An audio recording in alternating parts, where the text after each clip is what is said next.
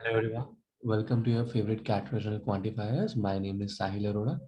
I hope you all are doing great right now. With cat coming closer day by day, we are going to start a very special series very soon, in which we will be releasing two quant good questions every day. All right, and a lot of DILR sets will be coming your way.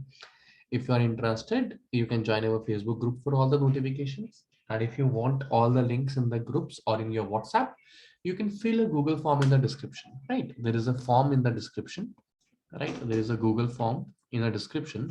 Just fill that form and you will start receiving everything in your WhatsApp inbox. If you wish to join any of our courses, you can always visit our website. All right. Now let's read and understand what the question is. P, Q, and R played a number of card games which required three players per game. Each game had only one winner and there were no draws. So there's a person P, there's a person Q, and there's a person R. All right. So winner is getting +5 and the loser is getting -3. There is no draw. At the end of the game, so after the game finished, P had -20, Q had -12, and R had 12 points. All right. How many games did they play in all? All right. Now there are multiple ways of solving this question. One is to reduce the variables. The second would be, or the direct one. Let us say they are winning P, Q, and R games respectively. P1 P, Q1 Q, and R1 R. So how many did P lost? See, P has won these games and he has lost all the games which are won by Q and R respectively, है ना? Q और R जो P वो सारी games हार गया जो Q और R जीते हैं basically. So the number of games lost by him is Q plus R. Similarly, number of games lost by him are P plus R, and number of games lost by him is P plus Q. Now, what is given to us that 5 times the number of win matches, that is P, -3 for the number of lose matches, that is Q plus R. All this is equal to the number of points fetched, that is -20. All right. Similarly, 5Q -3 times P plus R is equal to -12.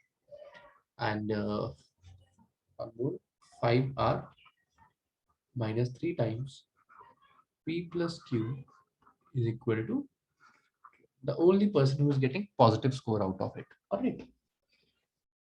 Now, see, observe the symmetry. 5P, 5P, 5, 5Q, or 5R, 3P, 3Q, 3R. Right. More than observation, if you just see that every term for the positive is +5 coefficient.